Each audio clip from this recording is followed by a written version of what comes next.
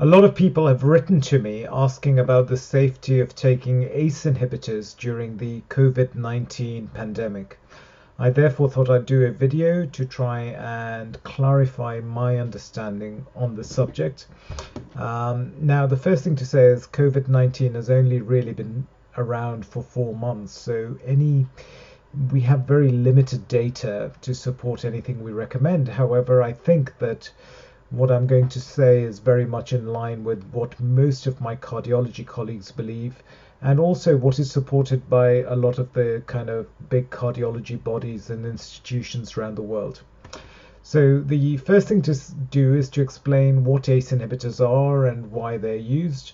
And then after that, I'll try and talk you through how they relate or how they're relevant to the COVID-19 pandemic and the virus in particular. So ACE inhibitors are medications which are very commonly used in cardiology. ACE stands for angiotensin converting enzyme, and these medications inhibit this enzyme. And they're used in patients who have high blood pressure, who have heart failure, who have diabetes with evidence of some kidney disease. You may recognize these medications because they all end with the suffix il, I-L. Okay, so ramipril, perindopril, enalapril, lisinopril. These are all ACE inhibitors. Now, what do they do and why are they used? Basically, when the heart is under any kind of duress, it struggles to function as well as it can as a pump. And therefore it doesn't quite get as much blood around the body as it would if everything was completely healthy. Now the problem is that the kidneys are very sensitive to any changes in the amount of blood that is being pumped out of the heart. So if the kidneys get even a trivially less amount, or even a tiny less amount of blood, then the kidneys will release a series of hormones which are then designed to restore the amount of blood that the kidneys get. These hormones are regulated by this enzyme called angiotensin converting enzyme, ACE.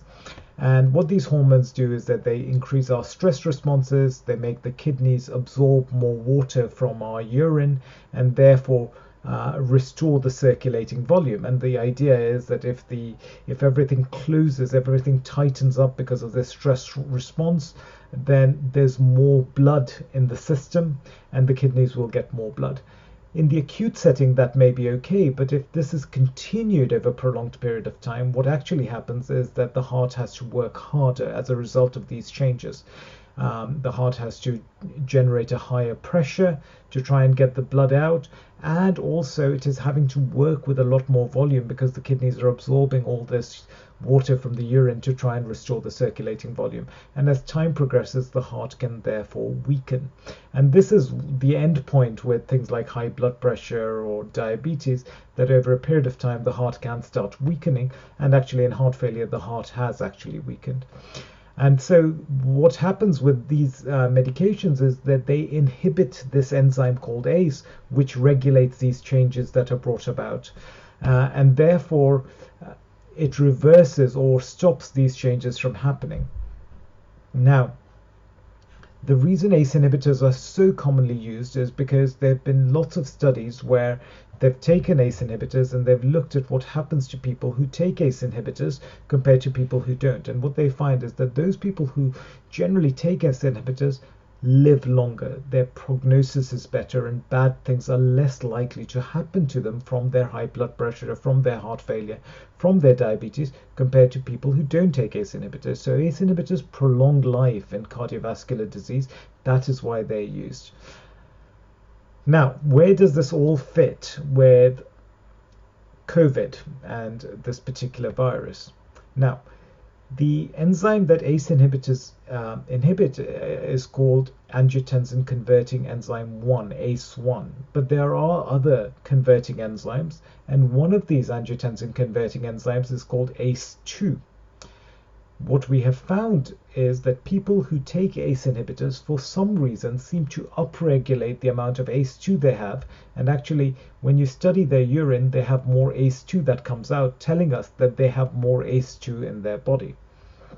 Now, coronavirus seems to be, corona is called coronavirus because it looks like a crown. If you look at the virus under a microscope, it has spikes which make it look like a crown.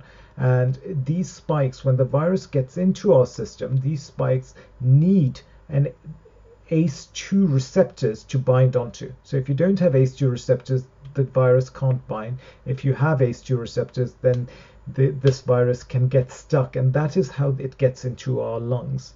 All right.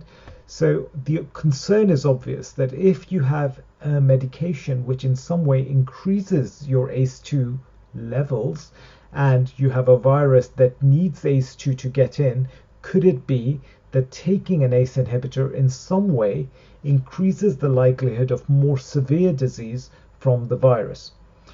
So that was the kind of hypothesis, and the interesting thing was the reason this became interesting was because when you look at patients in China, you found that actually those people who had the most severe form of illnesses, those people who were most likely to die or require critical care, had a much higher incidence of things like they were much older, they had high blood pressure, they had diabetes, they had heart failure. And therefore, not surprisingly, a lot of them were also taking an ACE inhibitor. And so when you saw the most severe patients, most severely affected patients, many of them were on ACE inhibitors. And that is why people started raising the question, could this be due to the ACE inhibitor that they had the more severe form of illness? The reality is it's incredibly difficult to tease out. The reason it's difficult to tease out is because in general, people who are older are far more likely to have diabetes, they're far more likely to have high blood pressure, they're far more likely to have heart failure, and they're far more likely to require ACE inhibitors. And elderly patients are also far more likely to suffer the adverse consequences of the virus. So it's incredibly difficult when you have all these confounding variables to say, oh no, it's because of the medication. It could just be because these people seem to be, people are older and sicker, and the ACE inhibitor is just an innocent kind of confounder rather than actually the cause. So far there is no real convincing evidence that says, oh, just because you take an ACE inhibitor, you're at a higher risk. People who take ACE inhibitors tend to be sicker patients, tend to be older patients, and they are at higher risk. So what we do know, however, is that people who take ACE inhibitors over a prolonged period of time generally are relatively stable. If you then abruptly and without reason stop the ACE inhibitor, then you risk decompensating those patients. And we also know that if you have an unstable patient, if you have a patient who has decompensated heart disease, they will undoubtedly do much worse compared to a patient who has compensated disease. So a patient who has decompensated heart failure with coronavirus will definitely do much worse than a person who has compensated heart failure. A person who has decompensated high blood pressure or decompensated diabetic disease compared to compensated disease will do worse. And there is a risk of decompensation if you take these medications off abruptly. So the general consensus at this point in time is that, one, there is no convincing evidence that ACE inhibitors make you more susceptible to having more severe illness. Two, stopping the ACE inhibitor could in some way worsen your cardiac status and make you even more susceptible to more severe illness.